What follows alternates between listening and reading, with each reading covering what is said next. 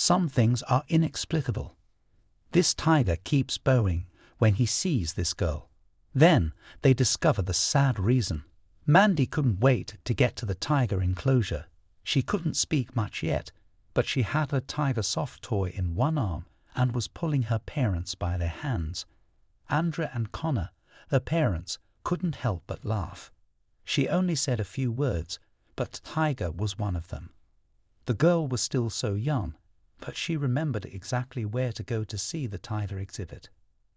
They tried to convince her to sit in her stroller, but she just kept saying no and asked them to come. She needed to see her favorite animals as quickly as she could. Mandy had slept well the previous night, and she was bursting with excitement and energy. As quickly as her little legs could carry her, she ran to the tiger enclosure. But her family would never expect what would happen there. The zoo was one of their favorite places to take their daughter since she loved animals so much, and they quickly noticed that there was a new animal in the back of the enclosure. The tiger enclosure had a huge wall of safety glass separating the animals from the visitors, meaning that the visitors had unobstructed views of the animals while being completely safe themselves, knowing that there was no way their child could somehow end up in the enclosure. The parents could sit down on the bench close by and watch her observing the animals. Mandy ran from one side of the enclosure to the other, saying hello to all the tigers in the enclosure.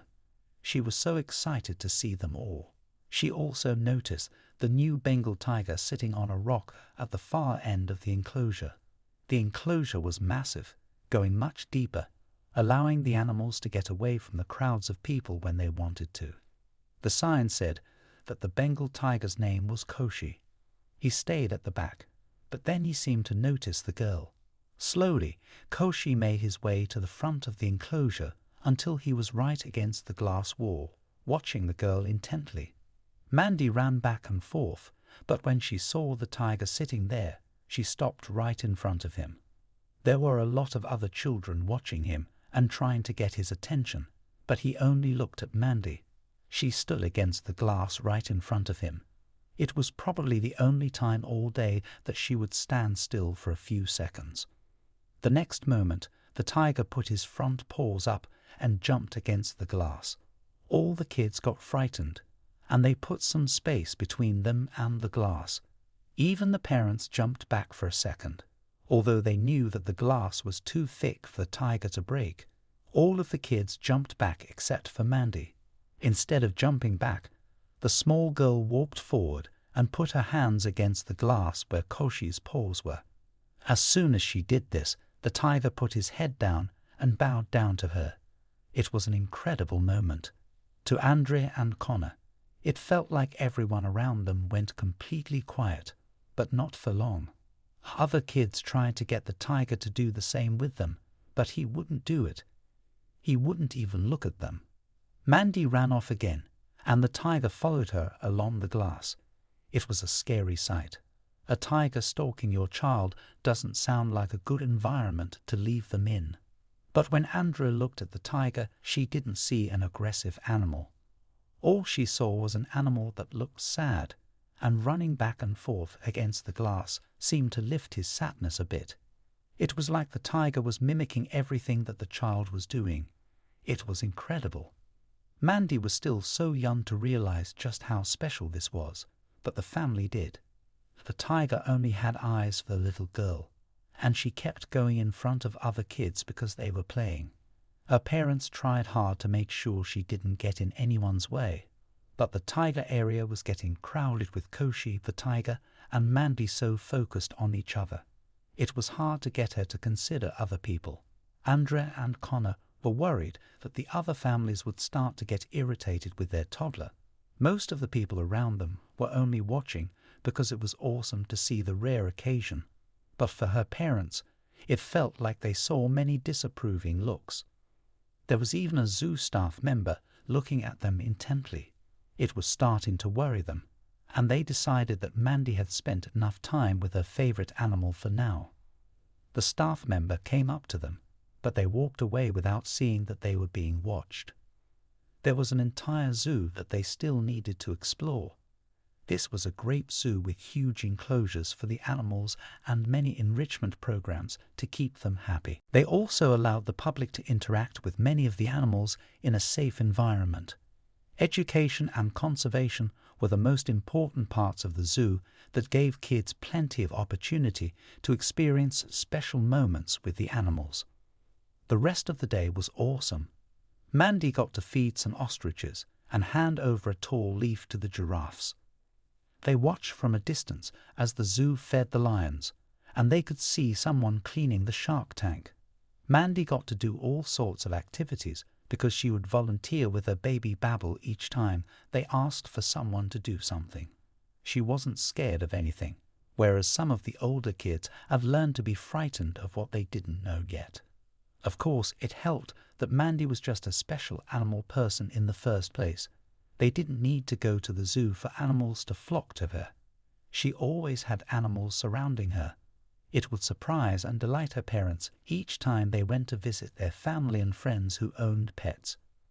They would say that their pet wasn't aggressive but didn't like children. Then, by the end of the night, the cat or dog would be snuggled up to Mandy when she took a nap. Her parents were always careful and aware of the possibility of an animal hurting her, but she had a knack for making friends with animals. When they went on a tropical beach vacation, they would sit on the beach, and some of the wild little birds would come to sit on Mandy's shoulder. Even the dolphins would come up to where she was when they took a boat trip on that same holiday. For Mandy, it was completely normal that animals adored her. She loved them completely and never feared them at all. They must have felt the little girl's special energy. Being at the zoo and seeing all these animals was just another day for the little girl. They had interacted with a few of the smaller ambassador animals, and they even went to a zoo nursery to look at the new baby gorillas. It was super sweet, but as much as Mandy enjoyed all the other animals, she kept asking to go back to the tigers. More specifically, she kept asking to go back to Koshi. Her parents joked that it might have been a big mistake to teach her his name. They were going to hear about him often. Mandy was happy to spend loads of time in the zoo, and they even had lunch there. So by the time they gave in and headed back to the tigers, it was a lot quieter than it was that morning. Connor was feeling slightly paranoid. He kept seeing the same staff member following them all around the zoo all day. Did the man think they would try to steal one of the animals or get into an enclosure, or that they would allow their toddler to injure one, even if she wasn't as gentle as she was? Her parents would never allow that. It was weird to see this man pop up all over the zoo, but Connor didn't want to say anything and ruin everyone's day. They got back to the tiger enclosure, and this time they were almost alone in the area. The last family left not long after they came. Koshi was once again on his rock right at the back of the enclosure. His head hung off the rock, and there was an air of defeat all around the tiger. How an animal that large and majestic could look so utterly defeated was a mystery, but somehow he managed it until Mandy called out the tiger's name. Koshi. Koshi, come here, come Koshi. She hadn't even said her grandparents' names yet, but somehow she quickly learned the tiger's name. When the tiger heard her, his head shot up, and he looked towards the glass wall. As soon as he saw that she was back, he started running towards her. It was a scary sight. The big tiger charged toward the glass wall, its massive body and weight almost making the ground shake. The sight could be intimidating for anyone standing on the other side of the glass wall. It felt like he was going to run right through the glass, but he skidded to a stop just in front of it. He looked down at the girl and plopped down. As soon as he sat down, he put his paws on the glass and bowed his head to her, just like he did before. It was the strangest thing that he kept bowing to her, but he hadn't done it with anyone else as far as they could tell. The tiger's strange behavior puzzled them. Why did he keep bowing to the little girl? Now that Mandy couldn't bother anyone, her parents sat down and just let her enjoy herself. Then the staff employee who followed them the entire day suddenly came back into the area. Connor tensed up. He hoped this person wouldn't be mean and ruin his little girl's enjoyment, but that was not his intention at all. Instead, he wanted to share why he believed the tiger was acting so strangely. Each time he tried to approach the family, something would come up. Now he was finally able to tell them why Koshi the tiger kept bowing when he saw the little girl. Now the family was going to discover the sad reason. The staff member introduced himself as Sam, the head zookeeper. He worked closely with the tigers, and for months now they were very worried about Koshi. The tiger was rescued, and he came to them a few months before. He was young enough to be able to find his place among the other tigers in the zoo. He wasn't aggressive and quickly fit in. The first hurdle of getting him accepted was quickly overcome, but that didn't mean they were out of the woods. Koshi was severely depressed. He wouldn't play with the other animals, and he just lay in the farthest corner that he could find. He didn't want to interact or get involved with enrichment exercises. He barely ate, and when he did, he only ate enough to sustain him. That explained why the tiger looked a lot thinner than a tiger his size should be. They knew it was going to be a massive hurdle to adapt to life in a zoo, but it was going worse than they imagined. The sad thing was that the big cat was saved from living as someone's pet. The police conducted a raid on the compound of a man arrested for various crimes, which included funding a ring involved in poaching and animal trapping. The exotic animal trade that came from that had made him a lot of money. He was involved in numerous other illegal activities, and he would be going to jail for a long time. But among all the other contraband they found on the compound, they also found a young tiger Koshi. He was captured, and the man decided to keep him as his own pet. He kept the cub in a small enclosure, which Koshi quickly outgrew. Then he chained him up in the back and allowed all his friends to look at the tiger, because the man was worried that the cat would injure them. He had him declawed. How terrible is that for a majestic creature? Not only was it extremely painful for the tiger, but it impacted the tiger's behavior immensely. As Koshi grew, everyone, including his horrible owner, started to get scared of him. He could still do damage with his teeth. They fed him less, and he was left on his own most of the time. He was in a bad situation, but through it all, there was one person on the compound that made sure the tiger had clean water and some food.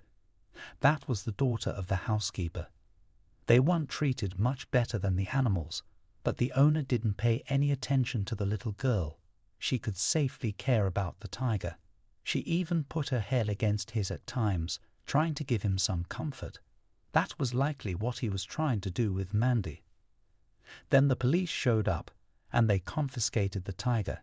They did offer the girl to come and visit him at the zoo, but they lived way too far, and it was expensive. She wouldn't be able to do that regularly. The tiger had been sent to the zoo to be rehabilitated, heal up, and have a new life, but they had not managed to make a dent in his depression. He was extremely sad until he saw Mandy that day. It gave Sam hope that the animal could have a happy life. Koshi must have seen something in Mandy that reminded him of his friend on the compound. Despite being so much younger than that girl, she had the same kindness in her heart. Sam begged them to help the tiger. If they could come to visit often, they might be able to get Koshi back to a happy place. The zoo staff just wanted what was best for the tiger. They even gave the family a zoo pass. The family could even come in early before the zoo opened officially. Then Koshi and Mandy could play all they wanted without bothering anyone else. They would, of course, keep the glass between them. Despite the girl on the compound playing with him directly, they didn't want to put Mandy at risk and ensured she stayed safe. They could hug each other through the glass. Andrea and Connor took Mandy to visit the zoo often, and she had a lot of amazing experiences. She became such a loved member of the zoo staff that they allowed her to do a lot more as she got older. They even allowed her to feed some of the baby animals in the zoo. But the most important part was that Koshi got better each day. He wasn't depressed anymore, and he even began interacting with other animals. It was a mission accomplished, but one that would change the trajectory of the child's life. Growing up, Mandy always loved animals. Inspired by those many visits to the zoo and her experiences with Koshi and the zoo staff, she became a vet at the same zoo, ensuring she'd care for zoo animals for a long time, all thanks to one tiger who kept bowing before her. What an incredible story! What would you do if a tiger charged at you from behind a glass wall? Thanks for watching. Join us again for even more amazing stories.